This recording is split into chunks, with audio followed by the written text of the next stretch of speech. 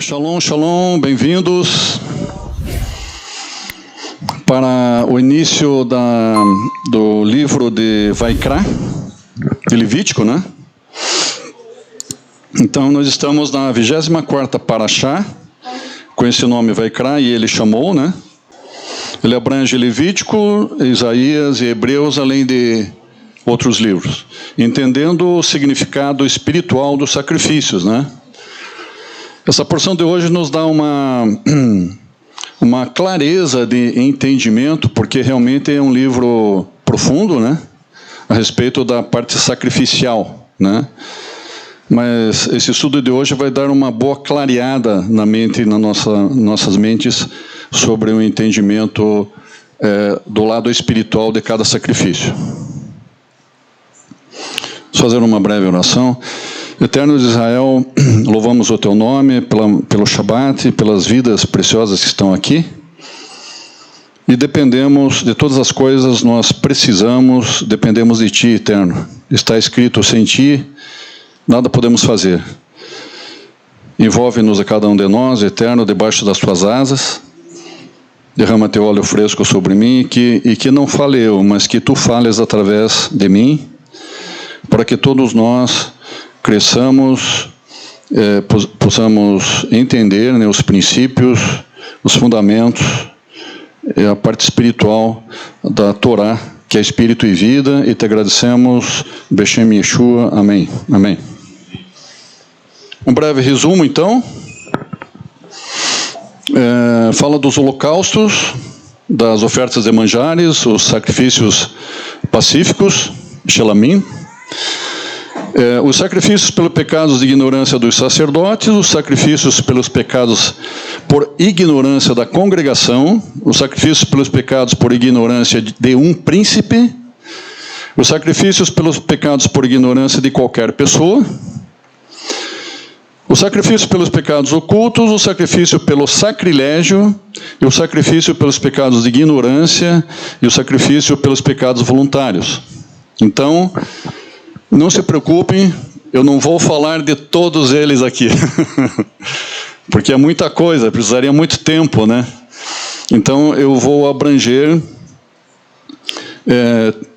que são os sacrifícios, perante todos esses aqui, os que mais se destacam, de maior nível de importância espiritual, dentre todos esses aqui, né?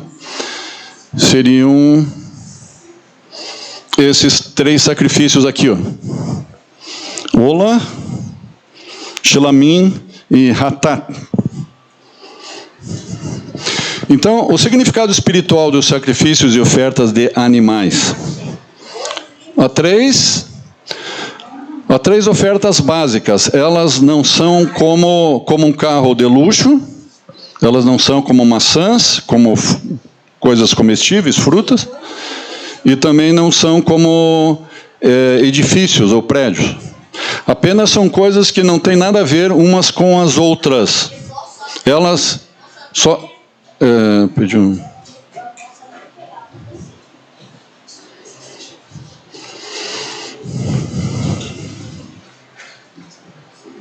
Elas têm a ver umas com as outras de uma forma fascinante. Sem entendermos a relação entre 3 tipos de ofertas, estamos no caminho para entender algo importante sobre a relação homem e o Eterno, a relação homem e Hashem. Então, esses tipos de ofertas que nos dão esse real entendimento do verdadeiro relacionamento entre o homem e Hashem, a Ola, o Shelamim e Hatat. O que seria a Ola?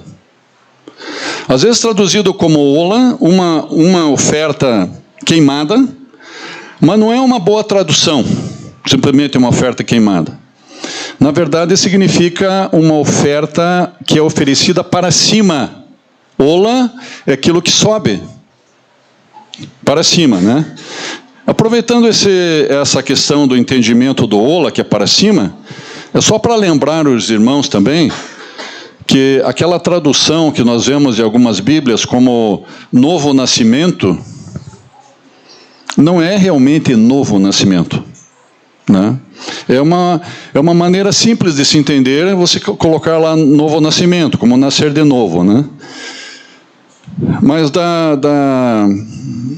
pela Septuaginta, se você for ver a origem das palavras, você vai entender que é nascer de cima, não é nascer de novo.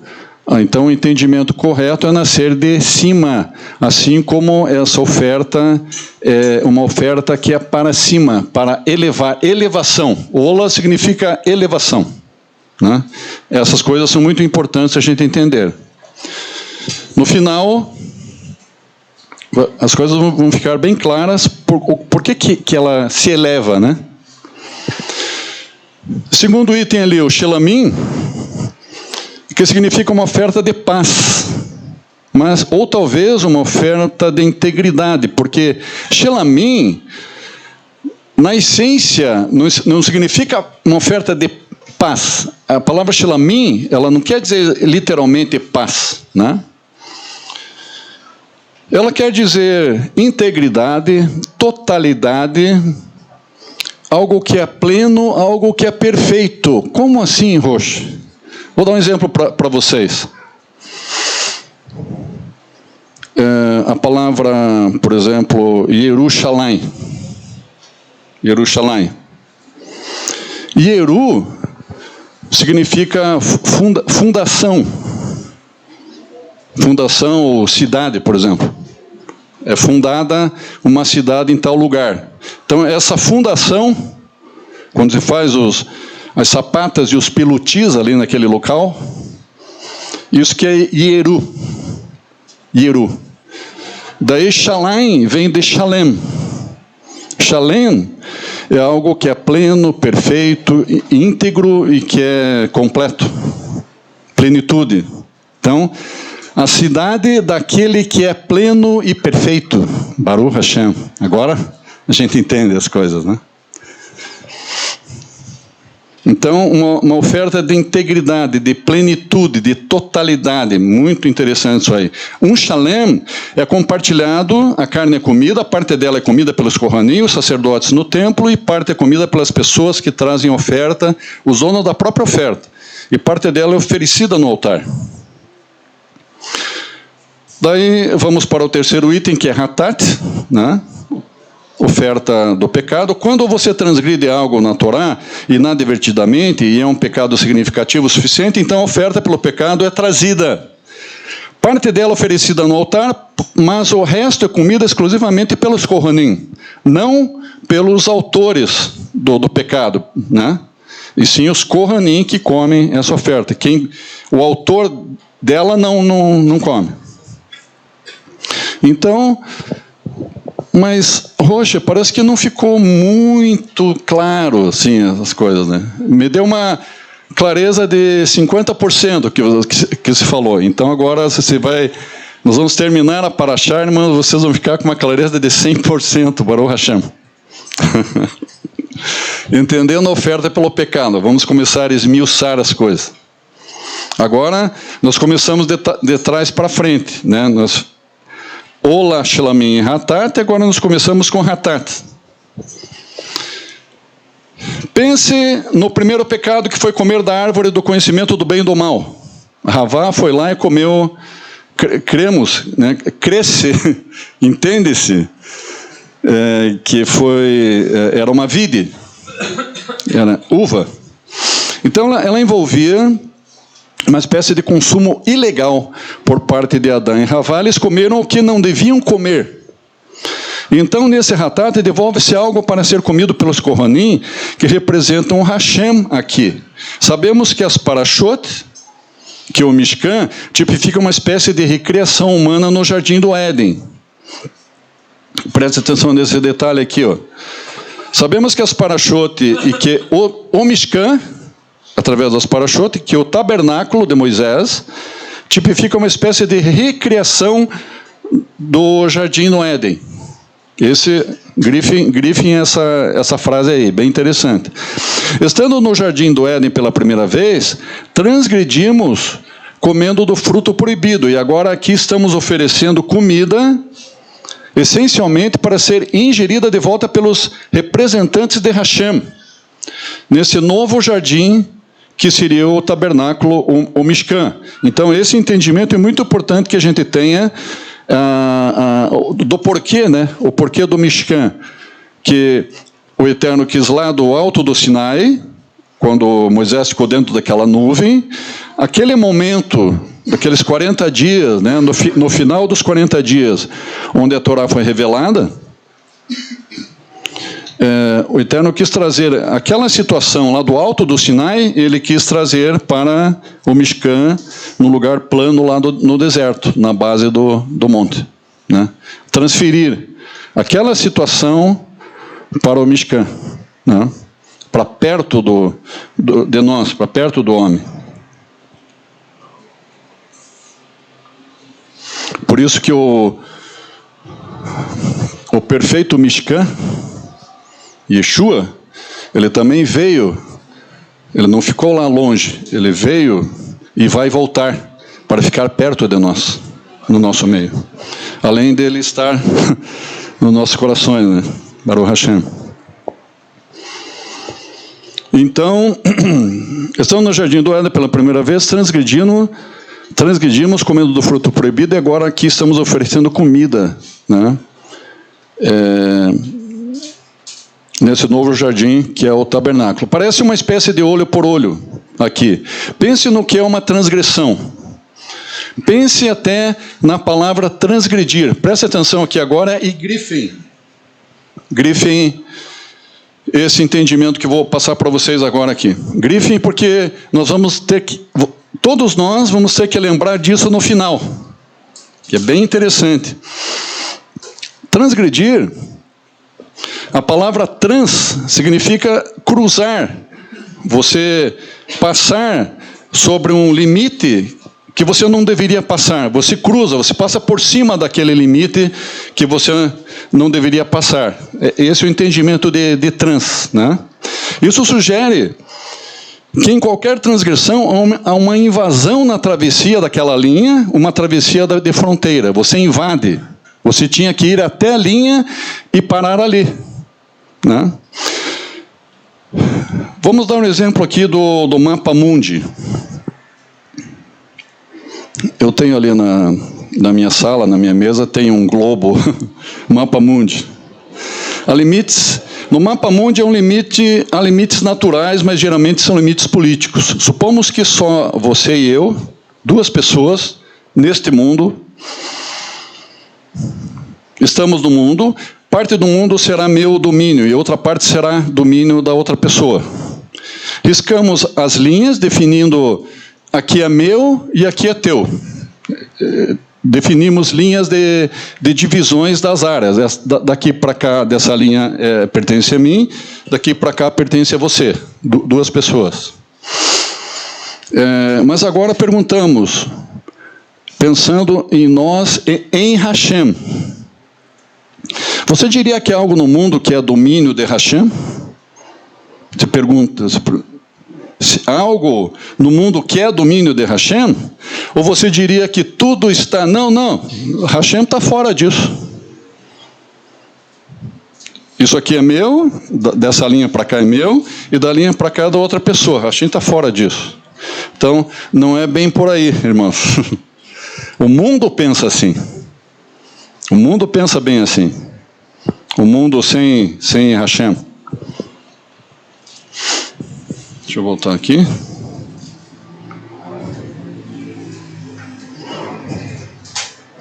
Você diria que isso está sob o nosso domínio? Não. Voltando ao Jardim do Éden, há uma resposta muito simples para isso. Hashem nos criou e nos colocou nesse jardim e disse, aqui está o seu domínio. Agora voltando lá para o jardim, agora, peraí, fica claro a questão dos limites de Hashem, começa a ficar claro. Mikol heitis hagam hahou tohel. Eis aqui todas as árvores do jardim, e de todas elas você comerá. Isso está em Gênesis 2:16. Ume eitz hadas hatove verá. Mas há uma árvore, a do bem e do mal, do conhecimento do bem e do mal, da qual você não comerá. Isso está no versículo seguinte, no versículo 17 do capítulo 2 de Gênesis. Então, o Eterno está dizendo assim, ó, eu te dou múltiplas árvores, lindas, maravilhosas, com flores e folhas de tudo que é tipo, com frutos saborosos e deliciosos, porém, tem uma árvore aqui que é a minha e vocês não vão tocar nela. Então, o Eterno está colocando os limites dele, mas está dando em número. O Eterno não está esquecendo do homem, ele está dando fartura para o homem. Adão e Havá escolherem centenas de frutas deliciosas e árvores que eles podiam comer, né? Apenas uma árvore. Então se veja como é que são as coisas, né? Na transgressão no jardim havia apenas uma coisa que estava fora dos limites, apenas uma árvore. À medida que a Torá se desenvolve, coloca outras coisas fora dos limites. Mas em todas essas outras coisas, há um pedaço do jardim, um pedaço do fruto proibido e um pedaço de Hashem dizendo assim, ó, ei, Adão e Havá, esse é o meu domínio. Preciso que vocês fiquem distante dessa árvore aí, porque essa árvore é minha. Eu pedi para vocês não comerem dela. Se transgredirmos esses comandos, então falhamos. Se você tiver que categorizá-lo, você entraria na área de... Qual que seria a palavra que se encaixaria com você? Quando você respeita a privacidade, o limite das pessoas, como é que chama-se isso? Alguém pode dizer assim, arquitetura, um bom projeto de arquitetura. Quem é da área aí do ramo? É um bom projeto de arquitetura, porque os projetos de arquitetura são feitos para os homens. E quando nós respeitamos os limites do próximo, né? E há um espaço que quando você invade esse limite, você se sente invadido. Por exemplo, ali fora, na hora do café. Na hora do café, os irmãos conversam. Mas eu fico aqui, o outro irmão fica aqui e você conversa. Agora, se você começa a chegar muito perto do irmão, o irmão ele começa a se afastar um pouco de você, assim, porque ele se sente que está invadindo a área dele. Isso é uma coisa natural e instintiva. Ninguém precisa dizer para ele dar o passo atrás. Naturalmente você vai se afastar. Por quê? Isso é arquitetura, gente. Então são coisas assim que o Eterno cria, que você você é respeitado ou você é invadido. Entendeu? Então no Éden também tem a arquitetura do Éden. Tem a ergonomia. Mais especificamente, ergonomia, quando se trata da questão de fluxos das pessoas nos lugares, né? O lugar onde você vai trabalhar, onde você vai estudar, onde você vai dormir, um lugar de fluxo das pessoas que não interfiram a privacidade de cada um. Um bom projeto é quando há respeito à privacidade do outro, seja mesmo dentro da tua casa. Existe o quarto da menina, o quarto do menino, o quarto dos pais, o banheiro exclusivo lá do casal. Por quê? Porque você não pode invadir esses limites. Então, para ter paz, fazer parte da paz no lar, a boa ergonomia no projeto de arquitetura é fundamental. Esse respeito, no momento que você vai fazer festa, vai se alegrar com a família, mas tem momentos que você está cansado, você quer ir no teu quarto, descansar um pouquinho, relaxar, você fecha a porta do quarto, e fechando a porta do quarto, você está dizendo assim, ó, inconscientemente, sem colocar placas, você está dizendo assim, ó, por gentileza, não me perturbem, eu quero descansar agora. E quem está ali fora vê, percebe que a porta está fechada e não vai abrir a porta. Vamos lá. Este é meu domínio, preciso que você fique longe dele. Então nós falamos de transgressão, que eu falo a questão do respeito, né? Então a primeira transgressão foi a invasão da fronteira. Quando cruzamos um limite de forma imprópria, a violação desta linha, a violação de um limite é um desrespeito, uma invasão ao território do outro. Eu peço um certo respeito básico, que você deixe minhas coisas em paz, diz Hashem. Hashem diz, me respeite. Está aqui tudo para você.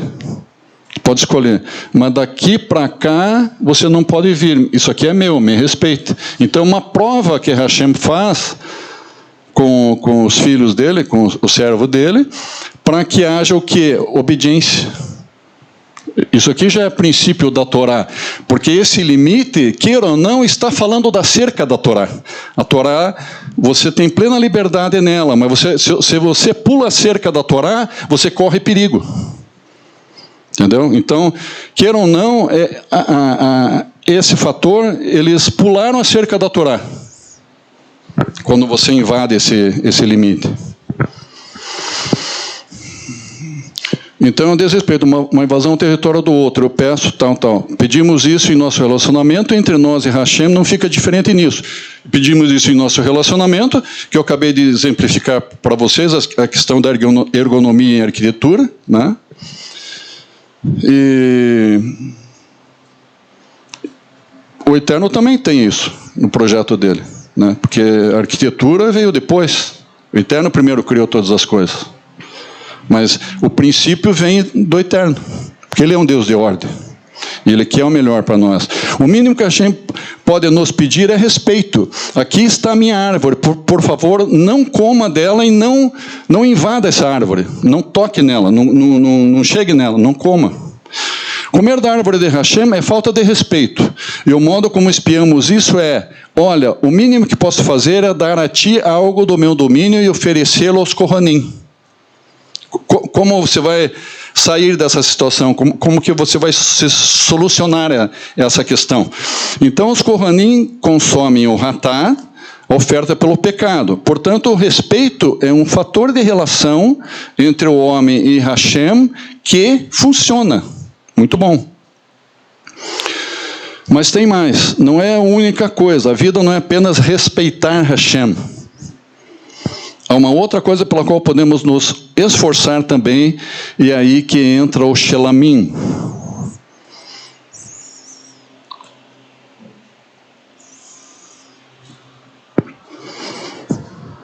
O propósito dos sacrifícios de animais, Shelamim. A Torá chama o Shelamim de Zevah Shelamim, ou sacrifício de pazes. Ou sacrifício de pazes, ou sacrifício de totalidade, ou sacrifício de plenitude, ou sacrifício de perfeição. Lembra que eu dei o exemplo de Shalem, de Jerusalém, né? Então, se pegarmos essas duas palavras, onde estão as primeiras vezes que as vemos na Torá? Assim vemos um Shelamim realmente na primeira aliança que ocorre entre Hashem e Israel no Monte Sinai, como eu falei agora há pouco com vocês. Moshe no alto do Monte no Sinai, 40 dias e 40 noites naquela nuvem. Depois, no final desse processo, o Eterno revela a Torá a Moshe e o povo. Revela, digamos, na sua totalidade, porque parte dela já havia sido revelada a Abraão, a Isaac, a Jacó, a Noa. Parte dela. Interessante, né? Por isso que a gente fala revelada, porque ela já existia. Que leis que Noé cumpria que agradava a Hashem? Que leis, mesmo em Gênesis, está escrito lá, né? Está escrito que por Hashem, está escrito assim, que Abraão, ele guardava as minhas leis, os meus estatutos. Peraí, como eu guardava as minhas leis se a Torá não tinha sido revelada ainda? Estão me entendendo? Então, ela foi revelada de uma forma plena para o povo de Israel, né? Mas ela já tinha sido revelada em parte, desde lá no princípio. Inclusive, Adão e Havá né? Vejam que a coisa é bem profunda, bem legal. Então, o povo ofereceu Shelamim como parte dessa aliança. Se você voltar ao primeiro, a aliança era feita por Jacob. Então, ali no Alto do Sinai, que eu falei para vocês. E também tem uma outra situação. Até desculpe, eu peço perdão para os irmãos. Eu acabei passando uma borrachinha aqui no Gênesis. Gênesis 31, 44 e 54. Né? Gênesis 31, 44 e 54, aqui, a aliança que foi feita Yaakov e Lavã. Yaakov levantou uma coluna de pedras para fazer essa aliança com Lavã. Era uma espécie de contrato entre eles, assim como o Sinai, um contrato. Então, o Shelamim vem de Shalem, que significa paz ou totalidade. É um tipo de plenitude que surge por meio de uma aliança. Quando eu estendo a mão para você e você aperta a minha mão, no dia a dia, né, no nosso dia a dia aí, vamos fazer um contrato de trabalho, tá? Parabéns, tal. Vamos fazer um contrato de locação de um imóvel. Tá, parabéns, tal. Pega na mão, assim. São contratos, são alianças que a gente faz no dia a dia, né? Uma espécie de totalidade é criada naquele momento. Qualquer transação cria esse tipo de totalidade. Você fecha o circuito, não tem mais dúvida. Se tinha dúvidas, foi esclarecido, porque você não vai assinar um negócio que você tem dúvida. Às vezes acontece, em muitos casos, a pessoa assina, mas... Nossa, eu não sabia disso, porque não leu direito, né? Vamos lá. No nível mais baixo, é o exemplo que eu estou dando aqui agora, essas transações de caráter comercial, mas em nível mais elevado, são realmente transações de amor. O princípio é interessante, porque há um comprometimento da pessoa que está aqui com a pessoa que está ali. Há um comprometimento, né? Há uma responsabilidade de um para o outro ali, né? Mútua responsabilidade. Há uma aliança de casamento, e nessa aliança eu tento dar a você livremente, espero que você me devolva livremente. Na aliança de casamento,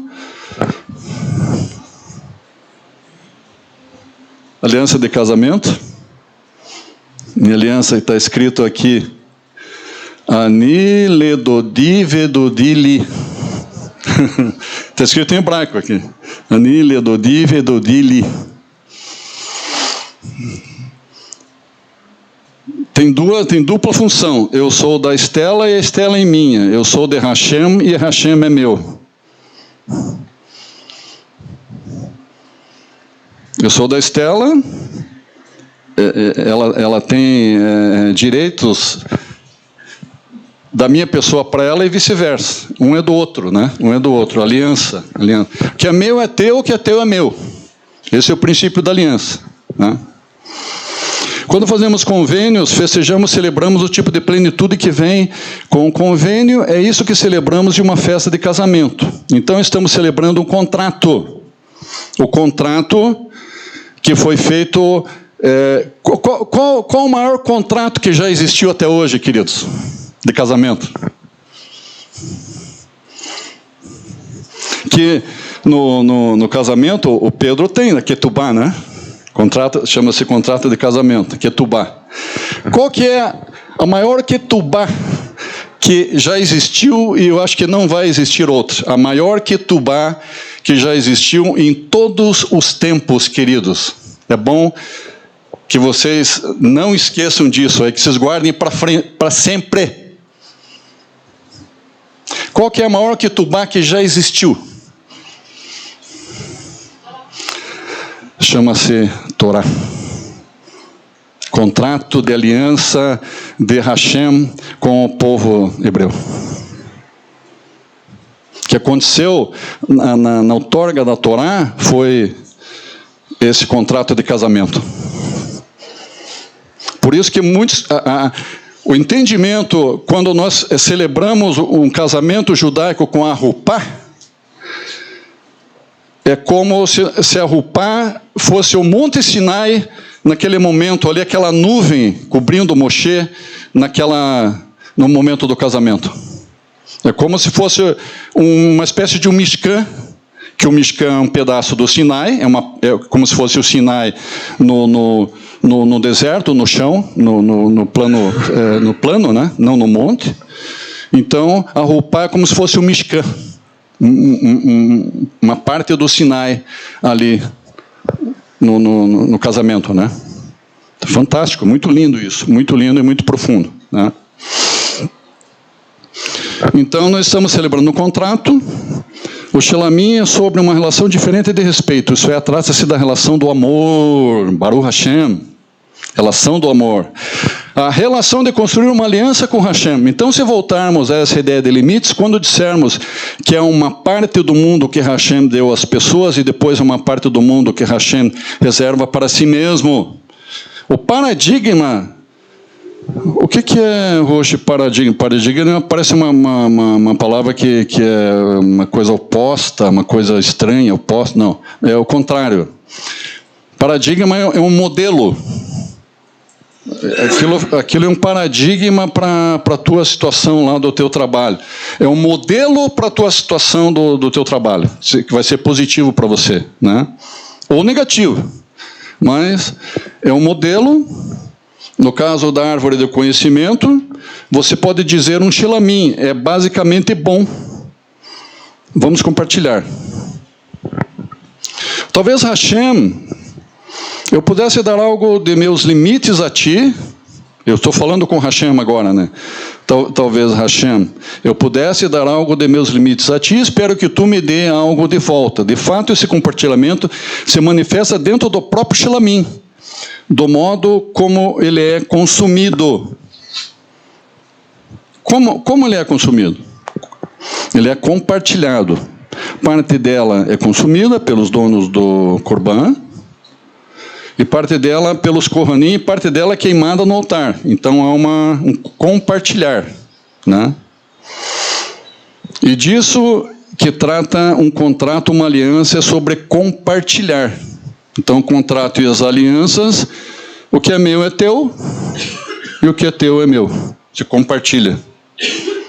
E o uso é comum, que o casal, eles vão viver diariamente entre eles, então um é para...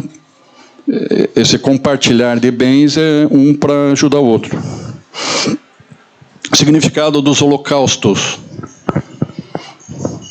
Estão acompanhando bem, né? Irmãos, estão acompanhando bem, né? O significado dos holocaustos, Ola.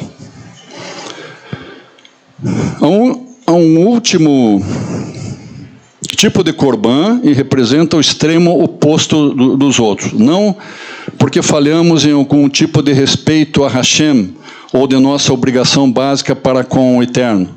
Não se trata nem mesmo de construir uma ponte de amor com Deus. Isso seria o Shelamim. Não vamos fazer esse tipo de confusão, né?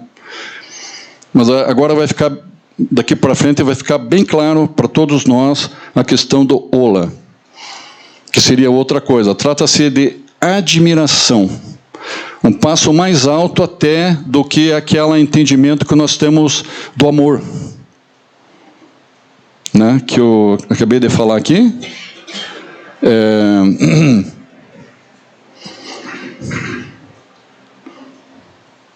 Não, eu vou continuar. Então, o entendimento passado, da explicativa passada, sobre...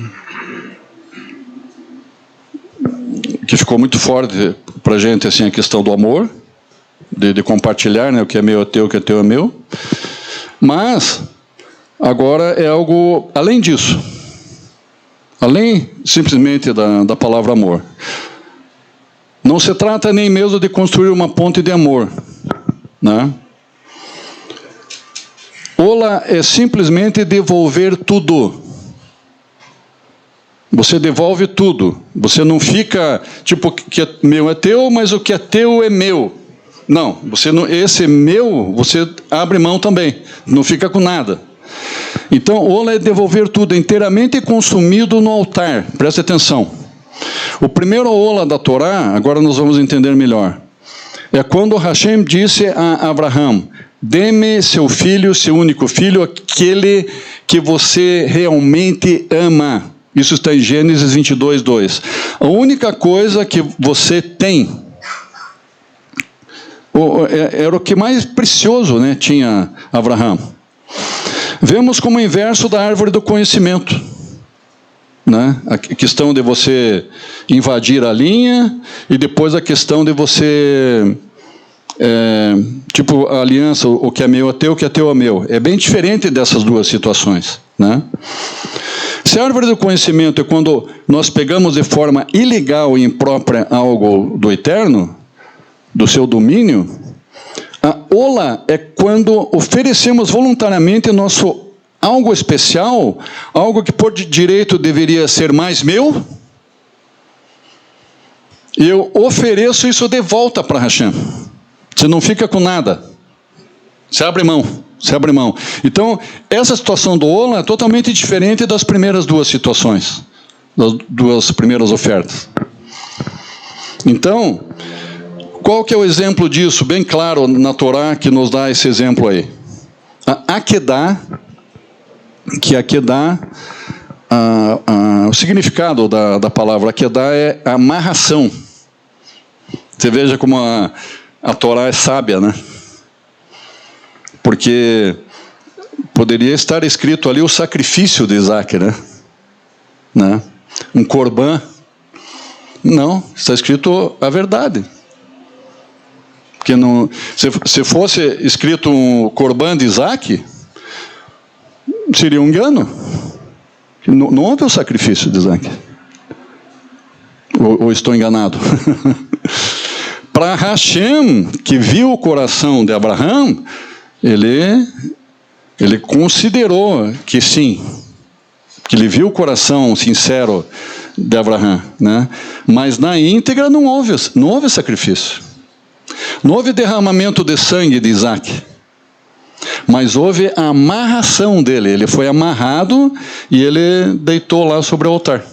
Isso sim, que é Akedah. Então, essa Akedah de Isaac torna-se o paradigma, que é um modelo para ola. Quem entendeu isso aqui? Pronto, Baruch Hashem, entendi ola. Né? O que é realmente essa oferta? Mas Roche, você já explicou. O que é essa oferta de ola? Vamos lá, tem mais aqui. Então vamos lá, a oferta de reverência. É a reverência muito diferente do amor, né? O amor é uma relação entre dois iguais. É preciso dois iguais para se apaixonar. No caso, um casamento, né? Cada um dando de si, né? um para o outro, né? Amor, paciência, o dia a dia no lar, né? Trabalhos. Então, a reverência não é sobre uma relação entre iguais, em onde me sinto quase nada na presença de algo muito maior que eu. Veja, aí contrasta a coisa. É onde eu me sinto tipo pó, um grãozinho de pó, na presença da glória e da plenitude de Hashem. Um simples mortalzinho como eu, na presença de Hashem. É uma diferença brutal, né? É a sensação de deitar. Você deita lá no gramado de noite, olha para o céu, num lugar alto assim, que não tenha muita luz, olha para o céu e você começa a ver aquelas estrelas, aquele céu fantástico, né? E você se sente quase nada ali. Nossa, o Eterno cria todas essas coisas, eu não posso nem sequer chegar na Lua. Isso nós discutimos outra hora. Tem gente que crê que o homem foi para a Lua, tem gente que não. Não é o tema do momento aqui. Eu não posso nem ir na Lua, quanto mais ir naquela estrela linda, vermelha, que está brilhando lá. E quanto pequeno eu sou, né, na presença. Vamos lá. Uma das palavras que aparecem repetidamente na história de Isaac, podem confirmar lá. Gênesis 21, 19, Gênesis 22, verso 4, depois no verso 13, no verso 14, vaiará.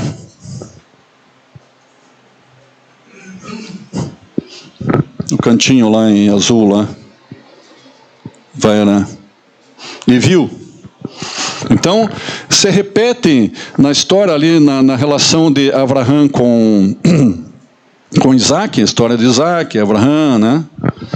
Se repete em várias vezes essa palavra aí, e viu, várias vezes. Eu grifei ali na Torá.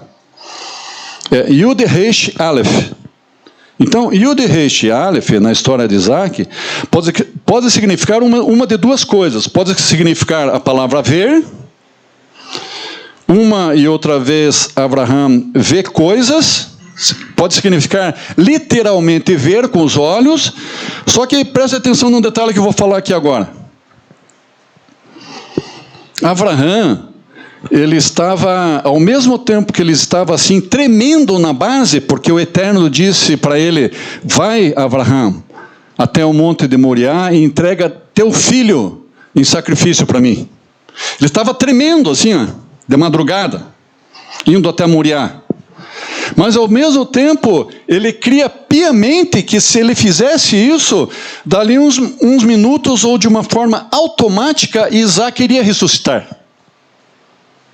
Então ele estava assim, humanamente eu não tenho como explicar o que se passava pela mente, pelo coração de Abraão. Humanamente eu não tenho como explicar. Só Hashem sabe. Só Hashem.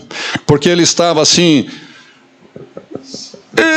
meu filho, meu único filho amado que esperei tantos anos para ter, e agora eu tenho que entregá-lo, filho da promessa, em sacrifício ainda. Ele sabia que isso não era bom aos olhos de Hashem. Então imagina o que estava na mente de Abraão. Abraão, o meu amado, pedindo meu filho em sacrifício, mas como que pode isso? Então isso estava fazendo um ciclone na mente dele, e ao mesmo tempo, ele era um homem cheio de fé, ao mesmo tempo vinha aquela luz assim: mas Isaac vai ressuscitar, mas Isaac vai ressuscitar. Então, essas repetidas vezes que aparece e viu, não era viu com os olhos, era viu com o espírito. Era um viu de admiração, irmãos. De contemplação, de sempre assim, por pior que seja a situação, você tem aquela esperança total, que algo vai acontecer na hora H. Baruch Hashem. Se nós fôssemos assim, né? Se nós fôssemos assim, irmãos, quanto nós somos pequenos, né?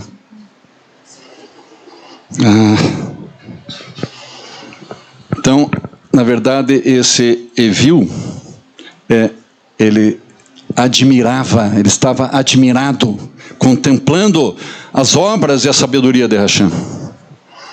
Agora pergunta-se sobre essas coisas que você se sente tão pequeno diante delas. Quando você as vê bem de perto, você fica mais maravilhado ou menos maravilhado com elas? Você deita lá no gramado de noite, em cima de um monte, assim, aquele sereno gostoso, depois desses dias quentes que tem feito.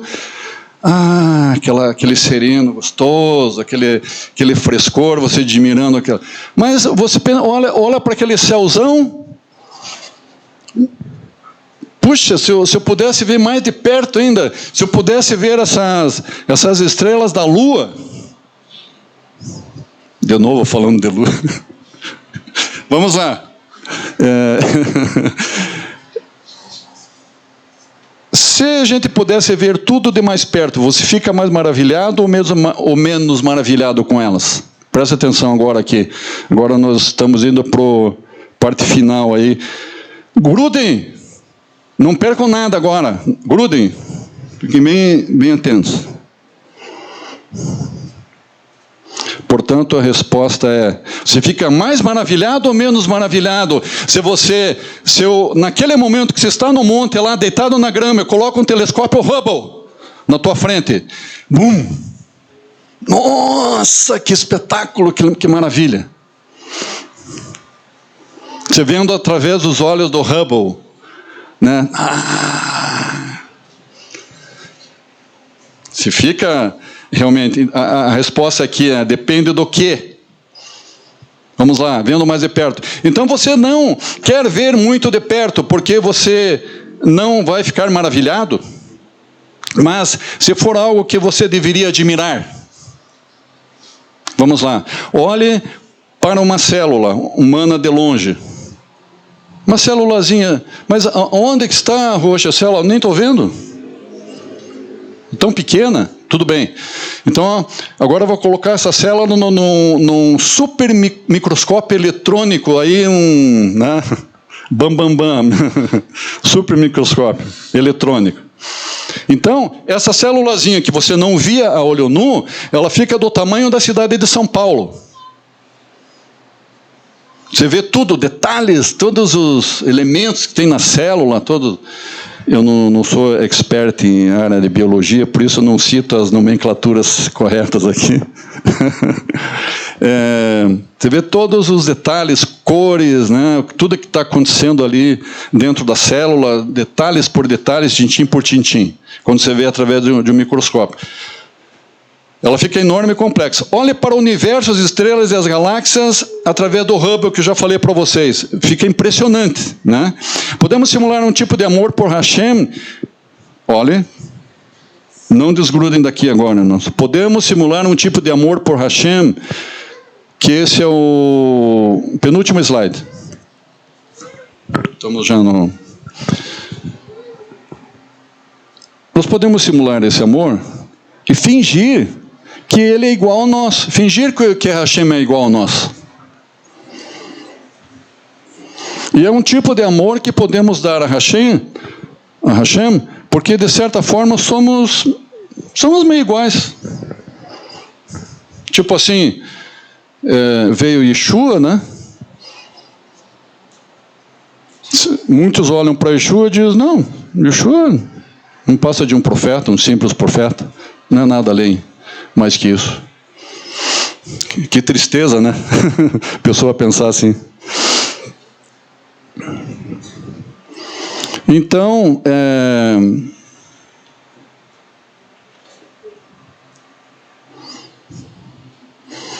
portanto, há uma espécie de igualdade entre nós e Hashem, mas não quando você olha de perto, né? Ao termos essa visão de perto, ficamos admirados dessa motivação de eu desisto de tudo por você. Não posso dizer que nada é meu domínio, e essa é a motivação de Ola, a oferenda que é totalmente consumida. Então, quando nós temos essa visão de perto de Hashem, não existe outra palavra, irmãos. Não existe outra palavra a você. Você não pode dizer outra palavra além de admiração. Aqui, pouco tempo atrás, as irmãs, foi um comentário até da irmã Vitória, que ela olhou para cima, não tinha esta laje aqui, e ela viu aberto, teve uma visão aberta assim, como se fosse uma ligação direta com o céu, assim. Não tinha essa laje. Uma visão da glória ela teve. Então, quando você tem esse tipo de visão, você fica admirado, não tem outra palavra, você fica assim, né, vislumbrado com isso aí. E você pensa: eu desisto de tudo por você, Hashem. Não posso dizer que é nada do meu domínio. E essa é a motivação de Ola, a oferenda que é totalmente consumida. O significado do sacrifício de animais, no contexto atual. Agora aqui fica bem separado, né, para a gente ter um resumo de cada uma dessas ofertas. Então você olha para essas três oferendas, Hatat, Shlamim e Ola, você verá três estruturas diferentes, três tipos de relacionamentos que podemos estabelecer com Hashem, e eles meio que se complementam. Você chega até determinado ponto na construção do entendimento desse sacrifício, você chega em tal degrau da escada. A segunda situação, lá o Shelamim, é mais alguns degraus da escada. E o Ola é o topo da escada, quando se chega no patamar final. Um depende do outro e há um interrelacionamento entre eles. O nível mais básico é o respeito, que é o Hatat, né? Construir sobre isso é amor, que é Shelamim.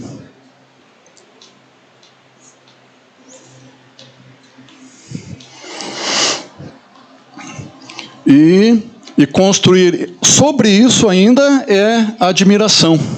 É aquela plenitude, quando você vê, você percebe, você tem alguma intimidade assim, a ponto de sentir a glória de Hashem, né? É algo fantástico assim. Então essas três palavras, não esqueçam: respeito, amor e admiração. É isso que o Eterno... É isso que existia no Éden antes da queda, irmãos. Respeito, amor e admiração. Adão e Havá faziam a sua parte, eles respeitavam até o determinado momento fatídico, eles respeitavam os limites para não chegar perto da árvore do bem e do conhecimento do mal, né? Então, essa plenitude, respeito, amor e admiração... que se fazia pleno no Gan Eden, irmãos.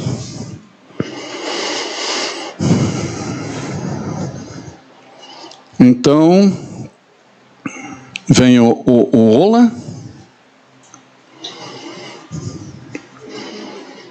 onde eu entro no meu domínio e pego o meu tesouro, que por direito deveria me pertencer, a única coisa especial, e eu renuncio a isso. Então tem ali a explicativa, né? Hatat, Shelamim e Ola, essas três últimas ali. Agora, para fechar de uma forma assim plena o nosso entendimento, o Eterno aqui hoje está querendo trazer um entendimento assim mais pleno, né, sobre a questão espiritual do sacrifício. Então, nós falamos... Não tem como desconectar de Bereshit, né, do Éden. E finalizamos aqui com o nosso querido e amado Yeshua HaMashiach. Sem ele, nada poderemos fazer. Simbolicamente, é isso que faziam com Ola. Agora estamos invertendo aqui, ó. Ola, Shelamim, Hatat. O que faziam com Ola? Demonstravam a Hashem profundo zelo e admiração. Toda sabedoria, presta atenção aqui. Irmãos, tudo que está ali em Levítico está apontando para Yeshua. Nada do que tem ali foi resolvido na última hora e aconteceu por acaso para fechar uma brecha, para solucionar uma situação urgente. Não. Tudo que está ali tem a ver com o Mashiach, porque todos esses sacrifícios, eles eram feitos dentro do Mishkan. O Mishkan fala do caráter do Mashiach. No Mishkan tem o Santíssimo Lugar. No Mishkan tem o Santíssimo Lugar, que é plenitude, integridade, totalidade, que é Shelamim.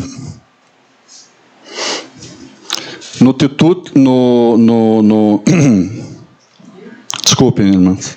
No Mishkan eram feitos o sacrifício, era feito o sacrifício Hatat, né? E também o Ola. Então, toda a sabedoria, testemunho, milagres e curas de Yeshua, presta atenção, Toda a sabedoria, a vida de Yeshua, o caráter dele, testemunho, milagres, curas de Yeshua, nos proporcionam profunda admiração pelo Pai Celestial. Porque, como assim, Rocha? Está escrito, João 14:9, pois disse Yeshua, quem me vê a mim, vê Hashem.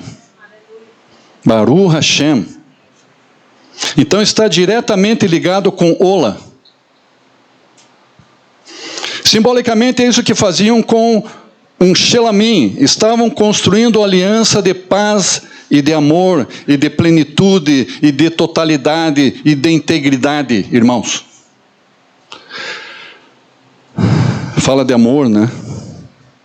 Pode alguém amar tanto a ponto de dar a sua própria vida pela salvação do próximo? Hashem amou ao mundo de tal maneira que deu seu Filho unigênito, Yeshua, para que todo o que nele crê não pereça, mas tenha a vida eterna. E eu falo Shelamim, que também significa paz. É paz, plenitude, totalidade, tá? Paz. Por acaso não está escrito lá em Isaías que Yeshua é o príncipe da paz? Baruch Hashem. Baruch Hashem. Nada é por acaso, queridos.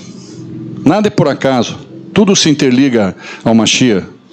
Porque todas as coisas, todas não é 99,99%, todas é 100%. Todas as coisas foram feitas por intermédio do Mashiach. Simbolicamente devolvia-se a Hashem o que lhe pertence com o Hatat. Hatat, lembra que eu pedi para vocês grifarem, porque no final a gente iria precisar disso? Vocês grifarem, o que significa Hatat? Transgredir, significa cruzar a linha, Trans é você cruzar qual linha? Como é que vamos solucionar esse problema do pecado? Yeshua, por acaso, teria que cruzar uma linha? Sim. Claro que tinha que cruzar a linha, porque o princípio era o princípio da transgressão era cruzar a linha, invadir a linha, um lugar que não era para você invadir. Porém, Yeshua ofereceu só um sacrifício para tirar pecados, uma oferta que vale para sempre, e depois sentou-se ao lado direito de Hashem. Hebreus 10:12-36. Baruch Hashem. Yeshua, como sumo sacerdote, adentrou no Santo dos Santos. Ele adentrou, ele cruzou no Santo dos Santos celestial. Nossa, é mesmo, Rocha? Ele entrou lá. Porque ele era sumo sacerdote. Mas não no templo lá de Moisés, no Mishkan de Moisés, mas no templo celestial. Ele adentrou no Santo dos Santos. Mas por que ele adentrou lá? No santuário celestial, está escrito em Hebreus 9:11, se tornando expiação pelos nossos pecados. Porque a linha que nós cruzamos errado, como que nós íamos pagar isso?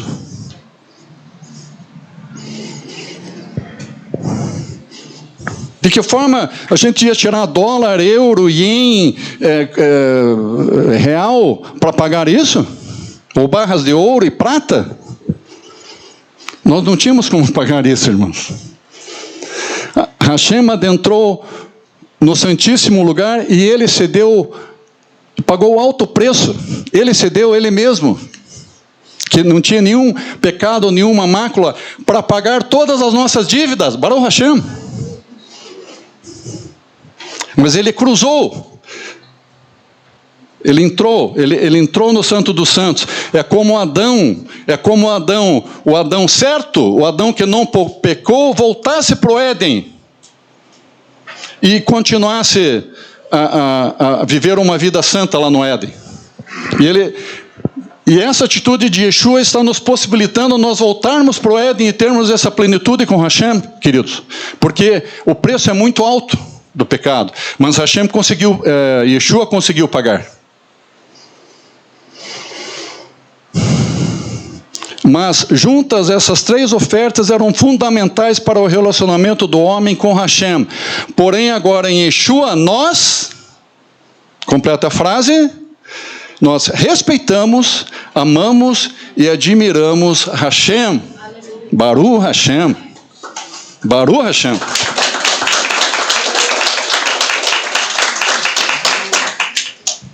Está escrito ali embaixo, Baruch Shem Kevo Malhuto Leolam Vaed. Bendito seja seu glorioso nome e o seu reino para todo sempre. Que o Eterno abençoe cada um de vocês. Baruch Hashem.